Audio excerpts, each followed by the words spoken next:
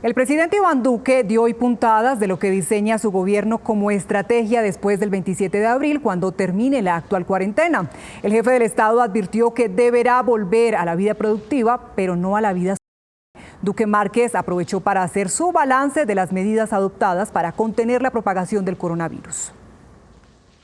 El mandatario habló con nuestro director Juan Roberto Vargas y respondió a los cuestionamientos de los pequeños, medianos y grandes empresarios sobre los problemas que están enfrentando para que los bancos les presten recursos. Además, dio pistas del plan de choque para darle liquidez a la economía en tiempos de pandemia.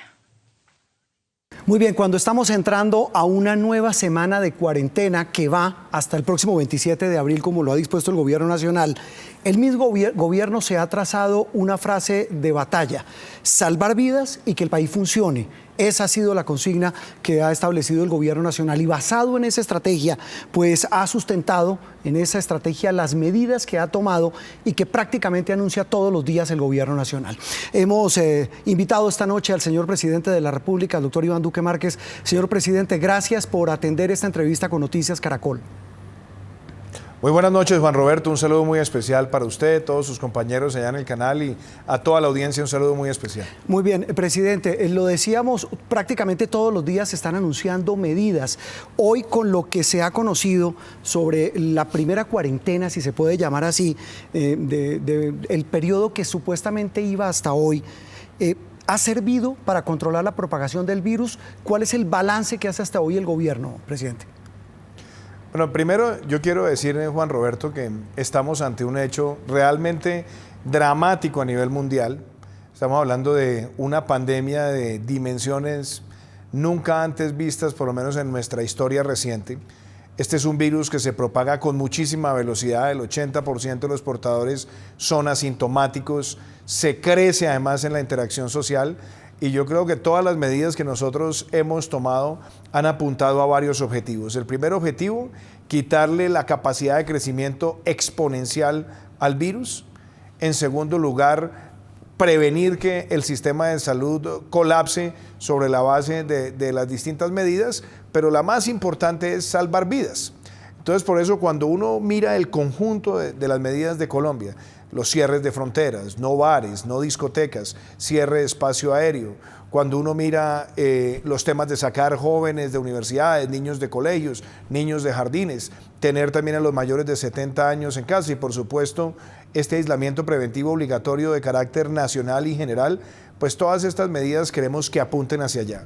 Hasta ahora la lectura que hemos tenido el equipo de epidemiólogos e infectólogos muestra que las medidas en efecto han surtido efecto en el sentido de no tener un crecimiento exponencial, o por lo menos no los escenarios que se tenían inicialmente, y por otro lado eso nos da la capacidad de seguir ampliando la capacidad de respuesta del sistema de salud, y nuestro mayor objetivo es salvar vidas y hacerlo, como lo hemos dicho tantas veces, inteligentemente, y por eso este aislamiento preventivo nacional general se ha hecho también permitiendo que los sectores de abastecimiento, que los servicios públicos, que temas que son de servicios esenciales para los ciudadanos también puedan seguir funcionando.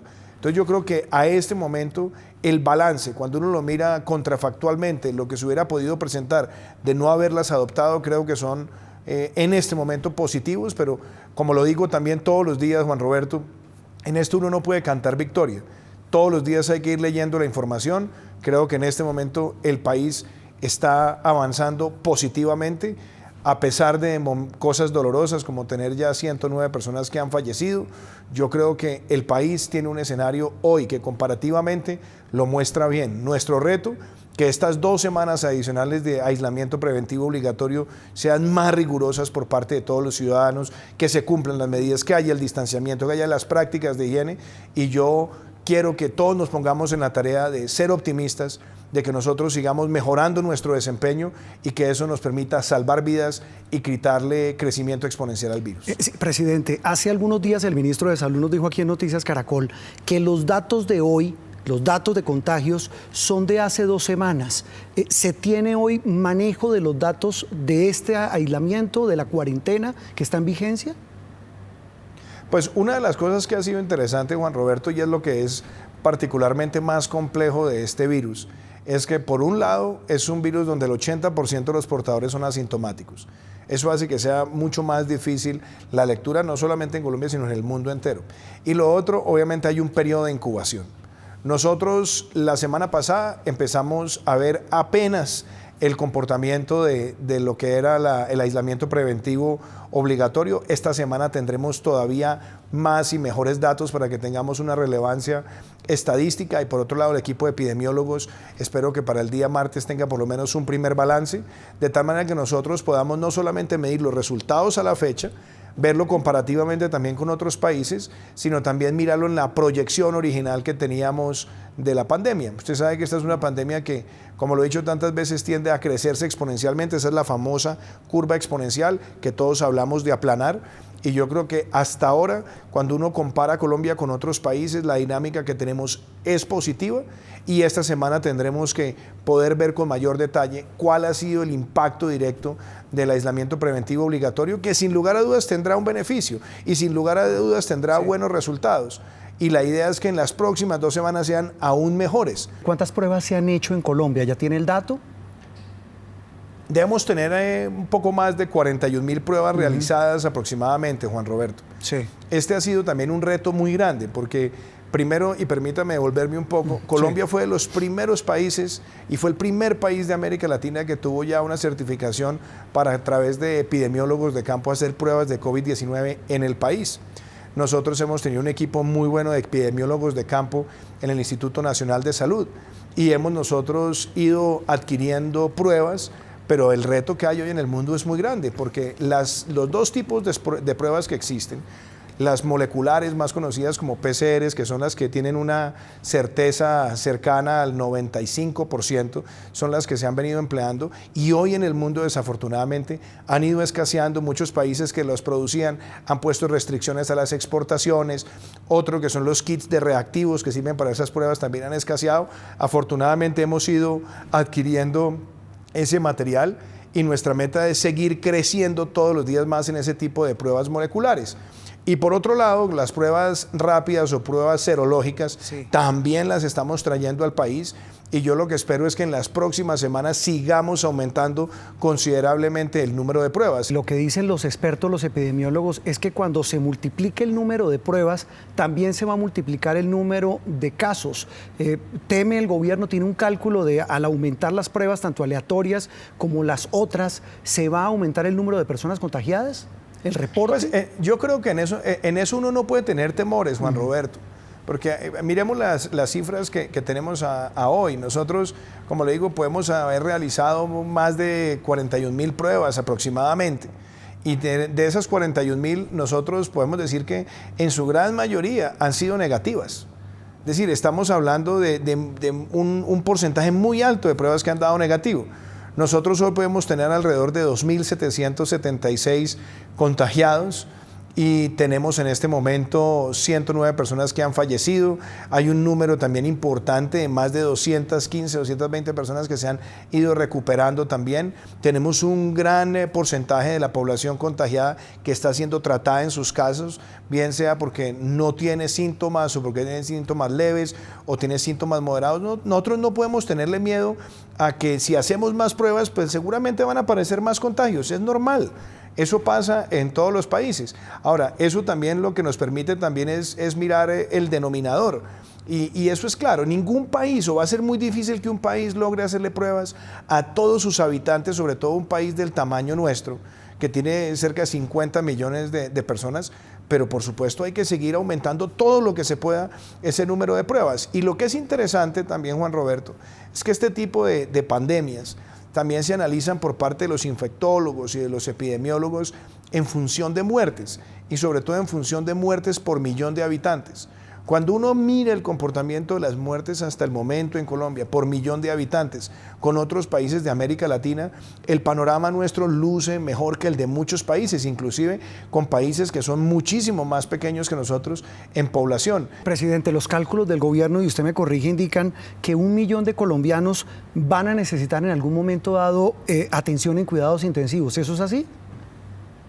Pues, Juan Roberto, yo creo que es muy importante en esto mirar muy bien las proyecciones, porque son eso, son proyecciones. y hemos tenido todo tipo de proyecciones. Cuando uno analiza, por ejemplo, el comportamiento del virus en distintos países, los escenarios van cambiando en la medida que se van tomando decisiones de pronto más rápidas.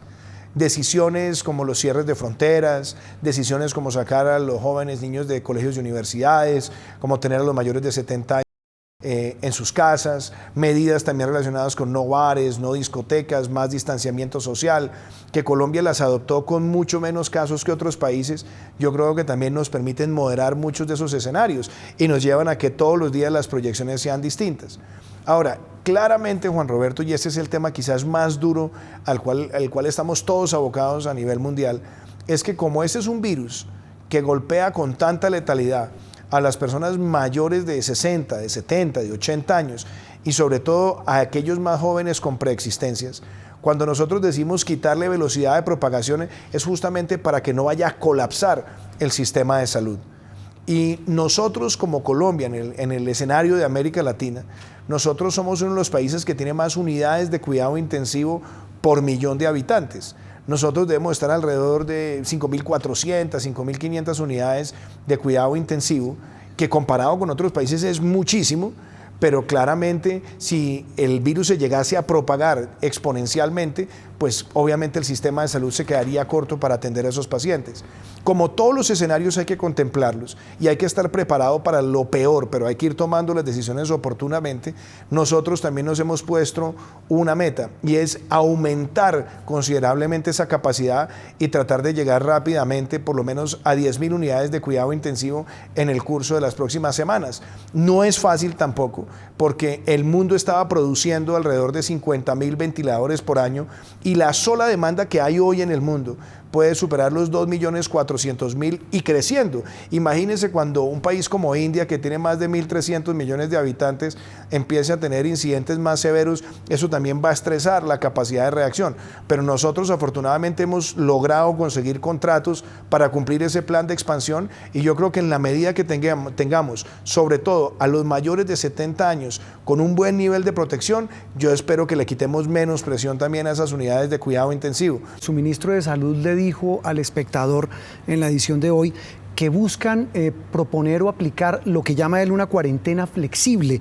¿En qué consiste? Lo que él habla de una apertura organizada, de la que tanto se ha hablado, presidente. ¿En qué consistiría? Pues, ¿ya lo tienen diseñado? Esa es una gran pregunta, Juan Roberto, porque, mire, muchas personas me han dicho, presidente, pero bueno, entonces el 27 volvemos a la normalidad. Yo creo que hay que empezar por sincerarnos, con la mano en el corazón y siempre es mejor decir las cosas con mucha claridad. El coronavirus no se va el 27 de abril, ni el 27 de mayo, ni el 27 de junio, ni el 27 de julio. Los escenarios de los expertos es que esta pandemia global puede llegar a estar entre 6 meses y 1 año. Entonces, ante esos escenarios, los países no pueden permanecer totalmente en cuarentenados de manera indefinida. Lo que los países deben hacer es prepararse. ¿Para qué? Para poder enfrentar esta situación y no que esta situación nos acabe derrotando y avasallando a nuestras sociedades. ¿Y eso cómo se logra? Es lo que nosotros hemos estado hablando de un aislamiento preventivo, colaborativo e inteligente. ¿Qué quiere decir eso? Por un lado, que a los mayores de 70 años los sigamos manteniendo aislados hasta finales de mayo. Muy duro, supremamente doloroso para ellos, pero es para proteger su vida, porque es el sector donde hay mayor letalidad del virus. Segundo, que los jóvenes estén en la casa y no en las universidades, los niños estén en la casa y no en las universidades, los niños estén en la casa y no en los jardines hasta finales de mayo, para que no sean vectores de propagación. Tercero, nosotros no podemos esperar que después del 27 va al estadio. No va a haber fútbol después del 27. No podemos esperar volver a conciertos. No podemos esperar volver a bares y a discotecas. Entonces vamos a tener que, de nuestra vida social, no vamos a poder estar en eventos de 50 personas ni de 20 personas, porque esa interacción sirve para que el virus crezca y se nutra. Entonces, y en lo laboral, pues vamos a tener que ir moviéndonos como sociedad al mayor teletrabajo posible y los distintos sectores, Juan Roberto, van a tener que asumir protocolos de distanciamiento, protocolos de protección, protocolos de higiene, de tal manera que con responsabilidad y mirando muy bien la información, podamos ir retomando elementos de la vida productiva, pero teniendo como principal elemento la protección de la salud, la protección de la vida. Y por supuesto esto nos va a llevar a cambios, inclusive en muchos protocolos con el transporte público, donde no vamos a poder seguir teniendo esas conglomeraciones y vamos a tener que buscar formas inteligentes para poder espaciar no solamente los espacios físicos, sino también muchos de los horarios. Con base en eso que usted me está diciendo, independientemente de los resultados que haya, del número de contagios que tengan, usted me dice a partir de la próxima semana,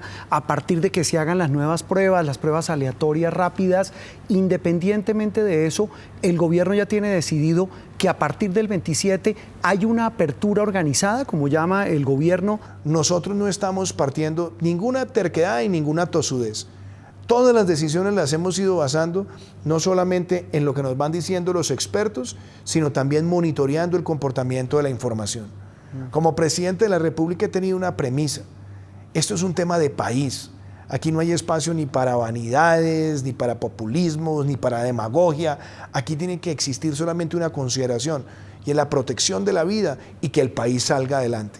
Nosotros estaremos monitoreando esta semana toda la información como la hemos hecho, la estaremos transmitiendo de manera transparente en los espacios que tenemos de contacto con la opinión pública, y también estaremos avisándole al país cómo se deben ir adelantando estos procesos. Estos procesos no pueden ser procesos ni aligerados, y por el contrario deben tener no solamente muy bien definidos todos los protocolos, sino que garanticemos los propósitos nacionales, que no se expanda exponencialmente el virus, que vayamos mejorando las capacidades del sistema de salud, que salvemos vidas y también que vayamos pensando en el progreso del país. Así que yo no me voy a aventurar en este momento a decir, no, es que el 28 sí, el 28 no. Estamos trabajando pensando en que después del 27 podamos tener estas pautas, hacerlas progresivamente, mirar la información y también mirar la curva epidemiológica.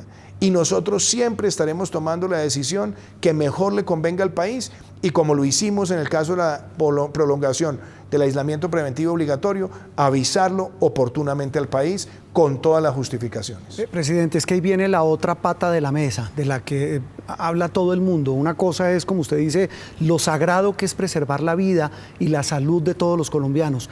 Y la otra pata, repito, de esta mesa, de este panorama terrible, es el tema económico. Y con esto arranco los temas que tienen que ver con las estrategias económicas del gobierno frente a esta situación tan difícil y tan inédita. Aquí dijo el creador de Cueros Vélez, Juan Carlos Vélez, dijo este fin de semana o esta Semana Santa, en una entrevista que le hicimos, dijo, esto se puede manejar, hablando de la crisis, sin que se mueran las empresas.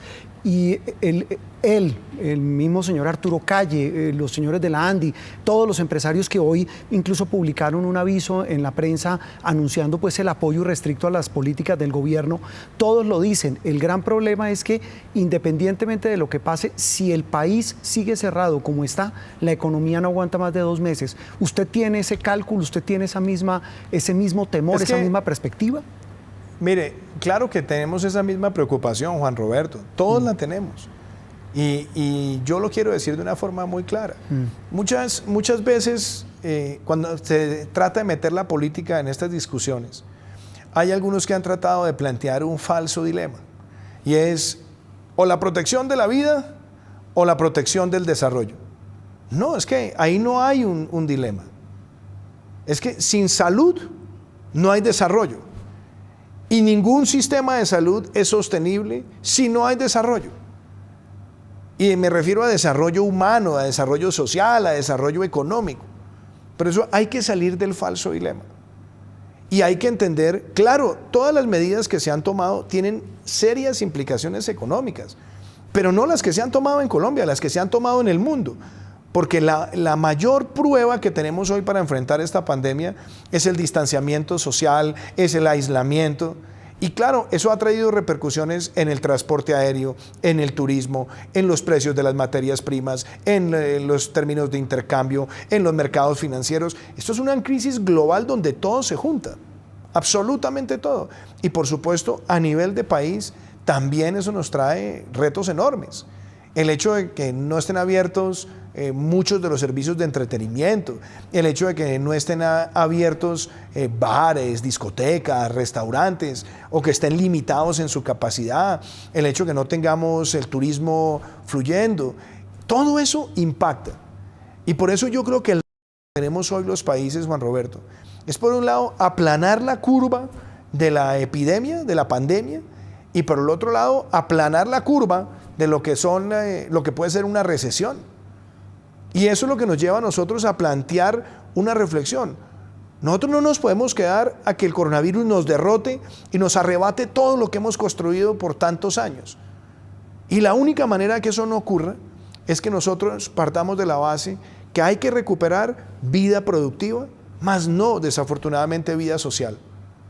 ¿Sí? No vamos a estar ni en los grandes eventos, ni vamos a estar en las parrandas, ni vamos a estar en los encuentros familiares. Muchas de esas cosas, hasta que no haya una vacuna o hasta que no haya un tratamiento efectivo, no las vamos a poder retomar.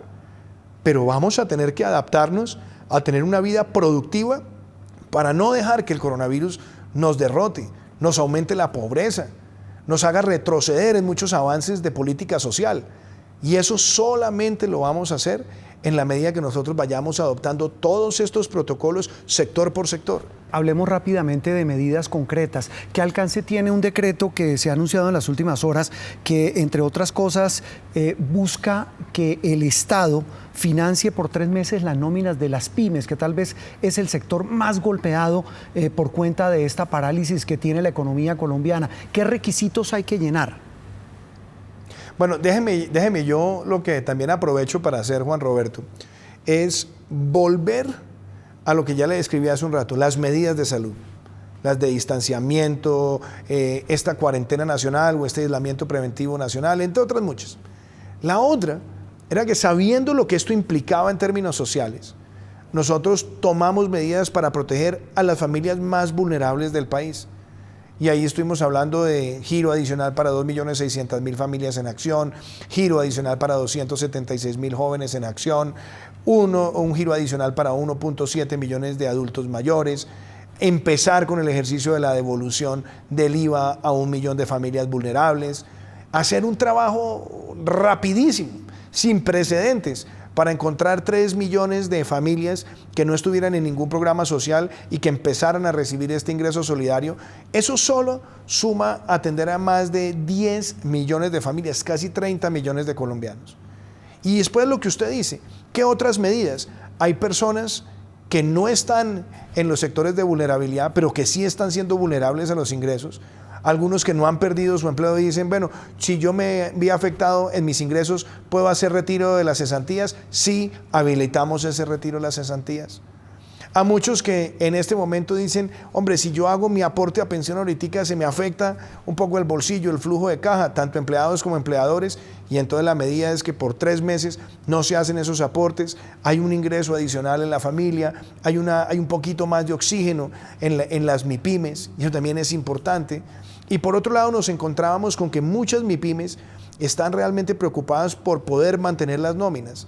Y eso es lo que nosotros hemos buscado, un esquema de financiamiento donde nosotros tengamos la garantía más sólida posible, de tal manera que esas nóminas se garanticen y que eso se pueda hacer también contra el PILA, contra esa planilla laboral que nos permite a nosotros saber cómo están las nóminas y poder financiar sobre todo nóminas hasta 5 salarios mínimos. Eso es importante. ¿Quiénes pueden acceder? ¿Cómo hace un señor que tiene una pastelería, que tiene una papelería y tiene 5 empleados? Esa es una pregunta para ir a que el Estado importante. Le financie por unos meses la nómina de sus empleados. ¿Qué requisitos tiene que llenar? Lo que hemos buscado, y en esto es interesante, Juan Roberto, es que haya una articulación, no solamente entre el Estado, sino también en el sistema financiero. ¿Cómo funciona eso? Entonces, el señor de la pastelería tiene 10 empleados. Sus empleados se ganan, digámoslo, pongámosle un promedio, 2 millones de pesos. Entonces, el señor llega al sistema financiero y muestra su nómina.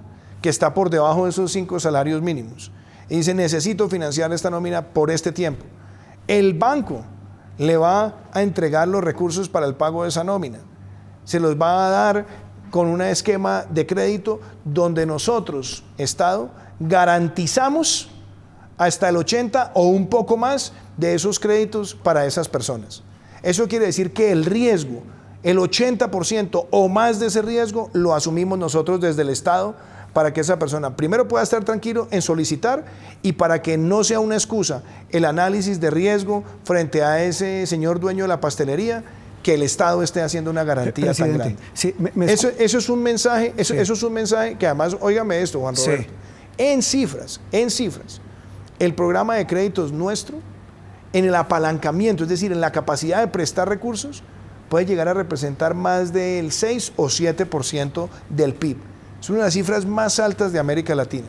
Y al asumir nosotros una garantía tan alta, lo que nosotros queremos decirle al sistema financiero es, trabaje con agilidad, que nosotros estamos absorbiendo esa gran parte del riesgo y esa es la razón por la cual nosotros esperamos que los recursos fluyan mucho más rápido y que nosotros podamos dar esa tranquilidad en los próximos días. Presidente, me da pena, me excusa la frase que voy a usar y usted me ayuda a tratar de entenderla, pero es que eso que dice usted, la gente como el señor de la pastelería, el de la papelería, el del salón de belleza, la odontóloga que tiene su consultorio independiente, dice que eso es carreta, presidente. Van a un banco y le voy a leer 3 frases. Mire, Juan regáleme Roberto, tres frases que dan para responderle a la gente. Pero déjeme, yo parto, dicen que no son yo parto la base habituales. de su pregunta. No les prestan plata, presidente. Van a un banco y les dicen, ustedes no tienen garantías. Les ponen trabas, les dicen, no les prestamos plata. Mire si en un mes le prestamos. Es decir, estos anuncios para muchos colombianos que nos están viendo, que viven del día a día, representan pues algo como vacío frente a las necesidades cuando van a un banco. Incluso termino con una frase de un gran empresario que dice, los bancos no han sido muy amplios, en lugar de bajarle, le han subido a los intereses. Pues mire, Juan Roberto, yo quisiera de pronto desagregarle su pregunta, sí. Y yo creo que hay que en esto todos ser constructivos, porque en efecto hay muchas personas que se han quejado. Mal haría yo en desconocer eso, pero también es bueno mirar a las personas que han accedido. Si nosotros miramos lo que ha pasado en las últimas 2 semanas, podemos darnos cuenta que se han hecho prácticamente reorganizaciones o refinanciamientos o programas de crédito que pueden superar los 70 billones de pesos. Y ahí tenemos de todo, ahí tenemos personas que están haciéndolo con sus tarjetas de crédito, con sus créditos de consumo, con sus créditos de vivienda, con leasing habitacional, pymes. Hemos visto a muchos acceder a esas líneas. La pregunta ¿es suficiente? La respuesta es no. Claro que hasta ahora no ha sido suficiente y esa es la razón por la cual nosotros estamos también poniendo estas herramientas por delante. ¿Cuáles son esas herramientas por delante? Que nosotros podamos, a través del Fondo Nacional de Garantías, otorgar garantías que puedan llegar hasta 70 billones de pesos. Eso es algo que comparativamente con otros países de América Latina nos muestra a nosotros mucho más agresivos. ¿Y qué es lo que nosotros queremos? Que no haya pretexto para que le digan a esa persona que no le pueden dar el crédito. Y si usted se da cuenta, el pasado jueves, invité yo al espacio a las 6 de la tarde al superintendente financiero para darle ese mensaje. Número 1, que lo que los bancos están proponiendo de líneas, esos se estén cumpliendo. Y por otro lado, para que esta capitalización del Fondo Nacional de Garantías permite acelerar esa llegada del crédito. A esas personas que usted dice que tienen esa frustración y que pueden pensar que es carreta porque no le ha llegado el crédito, nuestro esfuerzo va a hacer que le llegue. Y esto ha sido una reacción en un tiempo récord, Juan Roberto. Es que esto no ha sido cuestión de meses, esto ha sido habilitado en cuestión de semanas. Y mi sintonía como colombiano, como presidente de los colombianos, es demostrarle a esas personas que estos recursos tienen que llegar. ¿Qué tanto piensa recaudar el gobierno con ese, yo no sé si llamarlo impuesto, contribución, con ese descuento que le van a hacer de los salarios altos de los funcionarios del Estado, de los empleados públicos, de los servidores del Estado? Aquí lo que nosotros estamos diciendo es, por un periodo de 4 meses, las personas que en el sector público ganan más de 10 millones de pesos, por 4 meses van a pagar el 10%. Las personas que ganan más de 15 millones de pesos por 4 meses van a pagar el 15%. Es una forma instrumental, es una forma administrativa de buscar esa solidaridad. Usted me pregunta cuánto pueden llegar a recaudar. Pues se están haciendo cálculos. Algunos dicen que puede llegar a ser cerca de 250.000 millones de pesos, otros dicen que puede ser un poco más. La cifra que sea, lo que queremos es que vaya también con una destinación específica a nutrir ese fondo para el manejo de esta emergencia que nos permita atender a población que está en necesidad, que nos permita atender a los independientes, que nos permita atender a las clases vulnerables. Y es una forma también de dar un mensaje de solidaridad y que parte del sector público de los altos ingresos. A mí me parece que lo que hace no es desmejorarnos las condiciones a quienes tenemos ingresos en el sector público por encima de 10 millones de pesos. Lo que hace es generarnos a nosotros un gran compromiso adicional de solidaridad. Una pregunta final y tiene que ver con el tema del programa Ingreso Solidario. Hubo unos problemas terribles con la página, con el acceso. ¿Eso ya quedó superado? ¿Cuándo se podrá otra vez diligenciar ese auxilio a personas de bajos ingresos? Yo quiero decirle esto. Mire, y voy a decirlo de una forma muy sincera, del corazón. Sí. Estamos ante una emergencia que requiere de nosotros la mayor velocidad y en la medida de lo posible, la mayor perfección. Pero muchas veces es muy difícil conciliar las dos cosas. Si usted se da cuenta, el sistema de Familias en Acción, que hoy le llega a 2.6 millones de familias, duró casi 7 años en llegar al máximo nivel de depuración. Y nosotros en tan solo 2 semanas, con la base de datos de la encuesta de hogares, con la colaboración del sistema financiero y sus bases de datos, con la colaboración también de los servicios públicos y de telefonía, empezamos a identificar a cerca de 3 millones de familias que no estaban en ningún programa. Y se lograron identificar. Y ya se hicieron giros a cerca de 1.3 millones de esas familias a través de la red bancarizada, que es totalmente escrutable. Y esos giros se hicieron efectivos. Y además quedó claro que si hay alguien que no correspondiera, recibiera esos recursos, tiene la obligación de devolverlos. Y el reto que tenemos ahora en las otras semanas es llegar a esos 3 millones. Muchos de ellos no están bancarizados, pero sí tienen alguna cuenta con un servicio o la tienen a través de la telefonía celular. Y nuestro objetivo es que esos 3 millones de hogares desprotegidos tengan los ingresos. Que se presentó un tema con la base de datos, sí, se dijo, hay que superarlo y rápidamente, pero yo creo que hay que poner esto en un balance como país, y es valorar el esfuerzo de todo un grupo interdisciplinario de funcionarios, más un grupo de participación de otros sectores de la población, para que en un tiempo récord, frente a una pandemia sin precedentes, pudiéramos llevarle 160.000 pesos a familias que pueden estar pasando una situación difícil. Y yo lo dije, seguramente se podrá cometer algún error, seguramente hay alguien que no debería recibirlo, que lo pueda llegar a recibir. Por eso pusimos en el decreto que si eso ocurre es una responsabilidad devolverlo. Pero hemos hecho un esfuerzo por depurar eso de la mejor manera, y yo siempre acepto las críticas de manera constructiva. Todo lo que sirva para mejorar, para depurar la base de datos y tener un mejor sistema, lo vamos a hacer.